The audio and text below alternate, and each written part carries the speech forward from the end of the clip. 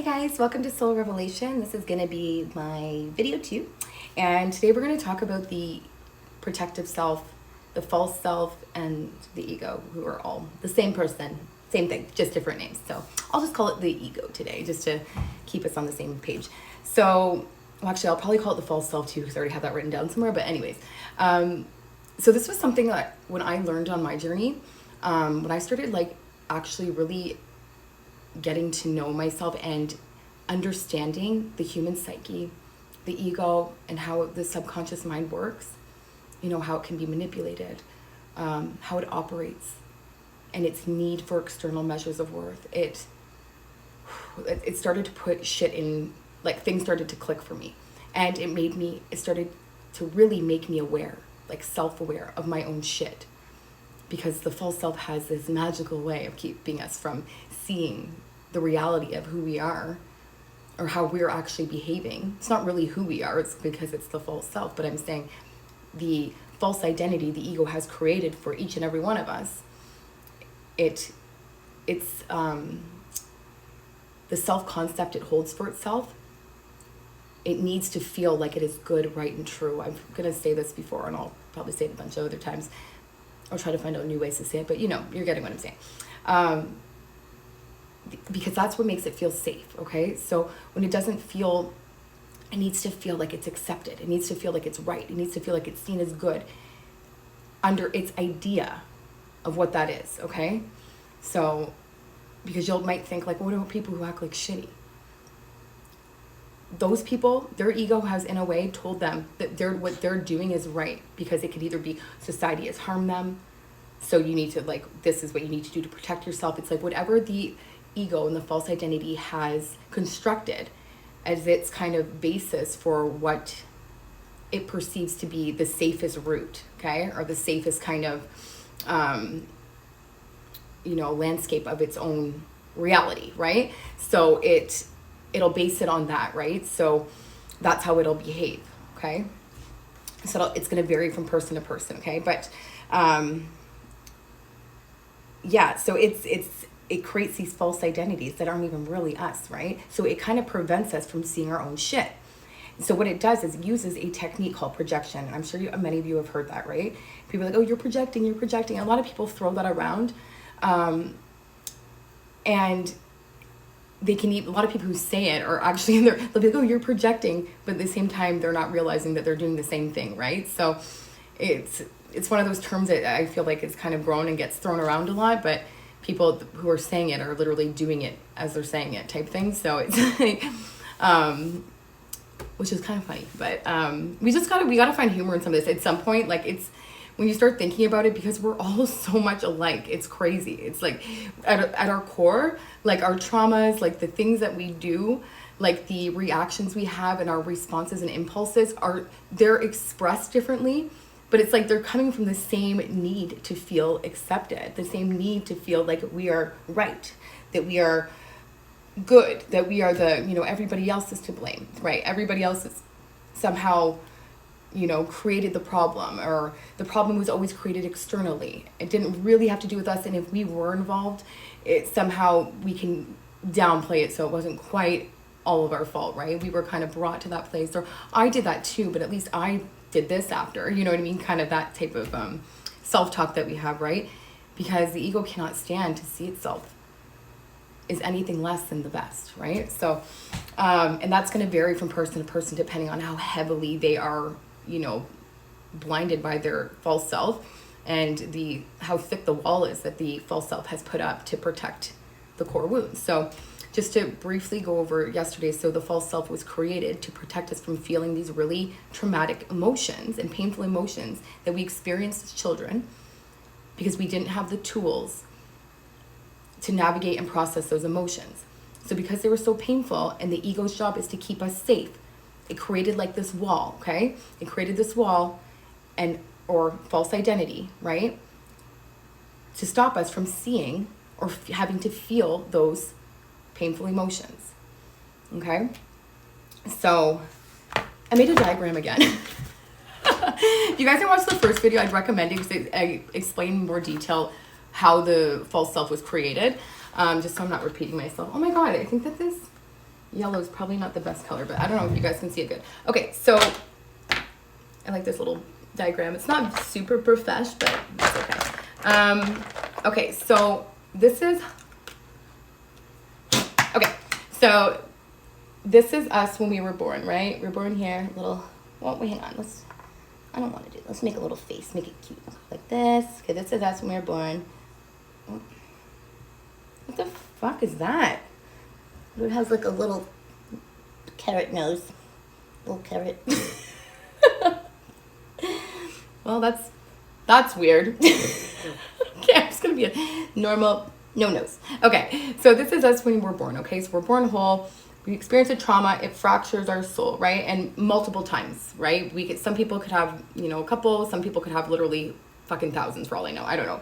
It fractures many times as we experience traumas that we weren't able to process, okay? And never were able to process. So this is when the false self was created, okay? So that's the green line there, the false self. Now the false self is, again, not connected to the source of our truth, right? This is who we really are here. We're whole here, right? It's not really connected there. So it needs, because it's not connected to that stream of unconditional love, okay? Which gives us our sense of self-worth, self-love. You know what I mean? Like that, we are whole. We already filled, our cups were full, right? We didn't need external things. We like external things. It's okay to enjoy external things, but you're not needing them to feel worthy. You're not needing them to feel good enough. You're not needing them to feel like you are worthy of love, okay? Because you already are all those things and you feel that to your very fucking core. And I am just starting to experience that true feeling, like within the last year. I really started my shadow work journey about 3 years ago. I wasn't super consistent at first because I didn't fully understand it. I kind of learned it on my own, like searching to find, not like I learned it on my own, but I mean, I came across things about it, but I was never really directed there. So it's like, I hope that me doing these videos will help you guys as we start navigating this path. But, so that you're not all over the map like I was, but anyways, everyone's journey's their own. So we'll just let that be that. So anyway, so because it's not attached to this unconditional stream of love and light, because the ego was meant to be a tool for us to help us navigate the 3D world and to help keep us safe, help us have critical analytical thinking, if we were in danger and things like that. But we've all become a society that stays in the ego self fucking constantly. Like that's where we live, right? Many of us consider these identities that we have as that's who we are. But it's not. We are all living through the lenses of our traumas, right? So I'm not saying like when you start to heal, you're just like, you are a completely different person in the terms of like your voice is different. You don't enjoy any of the same things. It's not that. I don't mean different like that. I mean, it's a deep emotional feeling, and it's a hard one to explain because I've never felt anything like it in my life until I did. So it's just like this, when you truly love yourself, it's like it could make me literally cry talking about that. Seriously, I'll cry all over this video. It's a whole new ball game, and we are all meant to be that way. And if I can do it, oh my god. I know people might think, oh, what kind of bad, like, no. If I will eventually, like, as stories are relevant for me to explain them to help connect the message I'm giving, I'll tell you, I've not only walked through hell, I've lived there. Like, more than once. And I crawled my way back out, and I can't even believe sometimes the difference because I used to think I loved myself. Even when I was going through, I'm like, no, I didn't love myself. That was us thinking our emotions. I wasn't feeling it. So that's a whole nother video. Anyways, ping-ponging all over the place. False self, disconnected from source, okay? So it needs these external measures of self-worth. Now, you might be saying to yourself, no, I don't. I don't need that stuff. Let me just start listing off a couple things. I'm not saying this in a condescending or patronizing way because I probably had every single fucking one of them, and I still have some. There's no judgment here. We all do this, okay? Like I literally probably had almost every single one of the ones I've ever read. There's a good book that has a whole list of the external measures of worth that people use, right? It's called, oh my gosh, I can't remember the name of it, but I will link it down below. There's a big list in it, but when I was reading that, I'm just like, oh, that's what I'm doing?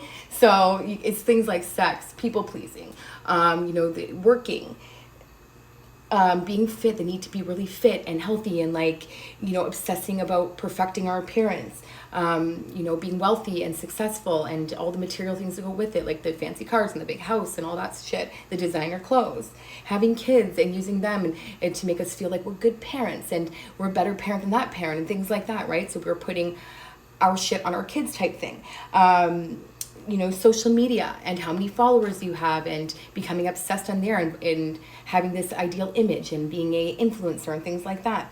The need to rescue other people, how intelligent we are. It could be things like, attention seeking and sympathy seeking and validation seeking. It could be like blaming others. It could be like substance abuse. It could be, there's so many things, overeating, undereating, trying to get into like the scenario of being like the good versus evil, which is a good one right now that's going on. People on either side right now of this COVID and vaccination thing, it's kind of like people on both sides think that they're the good one fighting the wrong people, right? So, like daydreaming and being stuck in fantasies. It could be like revenge fantasies or like, the list is, there's so many things on there that I was just like, I didn't realize that this is what we're doing, right? Like we have this need to be perceived by society or others, and especially a lot of us by people we don't even know. Like especially with the rise of social media and social media followings, and people are like, oh, like you'll see it in the comments where some people are like, oh, you only have this many followers, like you can't even, it's like that makes somebody more important. Or how many likes you have about something, and people are like, oh my god, this many likes. I've done it 100 times. I'm just like, why did I only get this many likes in this photo? Well, that's stupid. And then it's like I go back to it 100 times, and I'm not even somebody that was really heavy into social media at all. Like truly, I got a little bit stressed out about it, to be honest. I'm like, there's too many different ones, like I can't juggle them all, right? But before I was doing this, like I would go through waves of it though, because when I would post something, it would still affect me. Like I'd just be like, I'd always be checking how many likes, and I remember when I get more and more comments, I'm just like feeling good. And it's okay to feel good. That's what I'm saying. There's not, and all the things I listed, there's nothing wrong with doing these things, okay? It's not that it's wrong. It's like if we're using them to help us decide our worth, right? If we need them to help validate ourselves as worthy, okay? If we need other people to see how successful we are, to make ourselves feel better, that's where it's a problem. Because if those things go, just like with social media, so if you don't get as many likes, you don't feel good. What's wrong with me? Why am I not pretty enough? Not good enough? Not like, I don't have enough followers. Why does this person do this? You start comparing yourself and, the self-criticism, right? Because our self-worth is tied to things externally, right? So like even with sex. When you're having sex, if it's just like, if you're having hookups or, fuck buddy or something like that. So you have the sex or whatever, and it feels good because you're getting that attention.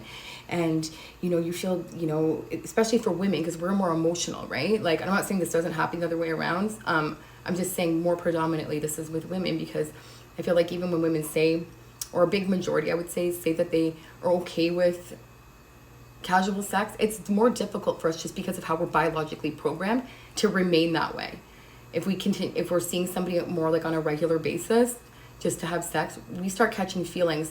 Usually, a lot of the times they're false feelings, just because the chemicals that go off in our brain, we start feeling this connection with somebody, and we confuse, that those dopamine highs and things like that with somebody as like love or like this affection and things like that, when it's not. It's like that dopamine hit and how we're made, right? So anyways, it's crazy, but yeah, like even with sex and things like that. So when that's going on, but say the person, then isn't meeting our emotional needs afterwards, and we're just like, also now we become anxious. I'm like, well, why hasn't he called me?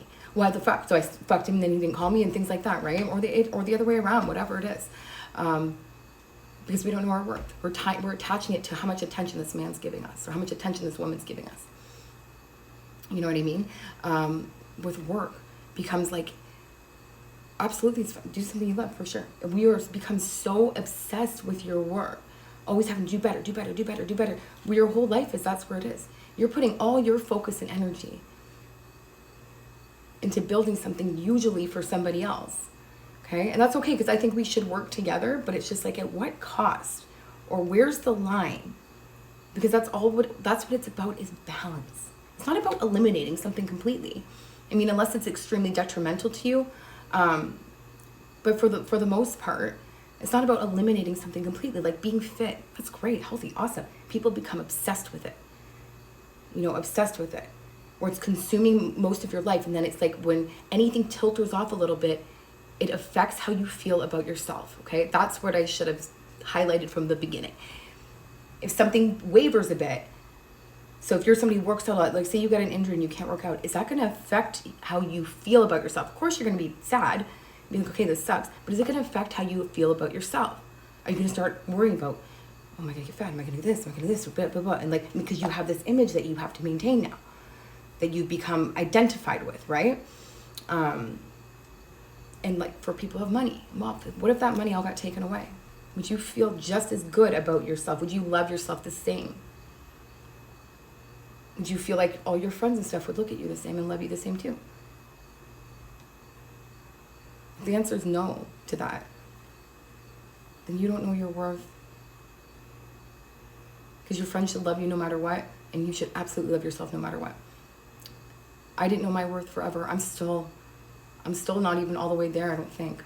But I'm happy where I'm at right now. Try not to become too obsessed with the healing. I go overboard with everything, so I'm just trying to be happy where I'm at and realize how far I've come. But I had no self-worth, like none. And I would never admit it. I wouldn't even have seen that until when you start healing. Once you get to this place, you're like, whew. It's almost like I look back at that old version of me and I'm just like, damn, girl. It breaks my heart. It breaks my heart. So these are the things that we do when we are stuck in that false self, okay? So be real with yourself. Are you doing any of the things I listed? And I'll actually, in the comments, I'll just write down all the ones, or maybe I'll just post it at the end of this video, which would probably make more sense. Maybe I'll just do it while I'm talking when I edit this bitch, okay? But I'll make a list of all the ones that I can remember, all the measures of self-worth. But it's really truly anything you're doing to make yourself feel worthy. Anything that you're doing because you like it, not just because you enjoy it, but you're doing it because you like the validation you get. You crave that validation. You crave like that high of when you're told you're doing a good job, or when you're told you look your best, or when you have the things and you're getting the attention from the people, whether it's good attention or bad. Okay? So be real with yourself. That's where we start self-awareness, is how we start breaking down these false realities, these illusions, and start connecting to our truth. I didn't even know like a love like this for self existed. Literally, I'm not telling you guys my age because I'm in my 30s, okay? And I never experienced that until like within this last year. And maybe I'm not even fully there yet, I don't know, but all I know is right now I feel damn good. Like, I mean, good. Does that mean I feel that I'm happy and perfect all the time? No, of course not. But it doesn't waver about how I feel about myself. Okay? If I like a guy or something and they're not interested back, I'm like, okay, does it suck? Yeah. I'm just like, well, that fucking sucks. Does it make me feel less about myself? Make me feel like, okay, what can I go do to make myself look hotter, better, get his attention more? Fuck no. I'm like, okay, well, not meant to be. I love myself. Like, okay. Fine. That's no problem. I'm not going to bend or waver my convictions and try to make myself visually more appealing or more mentally stimulating just to appease somebody else, just to chase this thing outside of myself so that I can be like, no, I'm worthy. Look at me, I'm worthy. Look at me, I'm worthy. Look at me, I'm worthy. Look at me, I'm prettier, I'm skinnier, I'm better, I'm this and that. I'm worthy now. You're always worthy. We are always worthy. Make that be your goal, if anything. If you take anything from this, go inwards and search for that self-worth and that self-love. Make that be your goal. So just get to know yourself. Become curious about the things that you're doing, the behaviors you have. Just approach them with curiosity, not with judgment, not trying to like investigate them. Like, what are you doing? Like, just try to just go in with an open mind, being curious. When you see yourself having certain behaviors or reactions or things like that, become curious with them. start questioning them. Be like, okay, why am I behaving like this? Does this make me feel good? You know, if you're getting triggered by other people's, you know, the level of attention you're getting from other people, or if they're approving of you, or, you know what I mean? If somebody else's approval of you or acceptance of you or opinion of you is triggering you and affecting you emotionally, for one, they are holding your power and controlling your happiness. So start questioning why. Just sit with yourself. Why do I feel like this? And go approach it curiously. Don't judge yourself. Don't. We all have this shit. Even the most confident looking person, we all have this shit. All of us. So I hope that video helped today. And I hope that made sense. And I won't make a weird face on my whiteboard ever again. But maybe. I'm going to probably try to make these videos a little bit more professional. I don't know.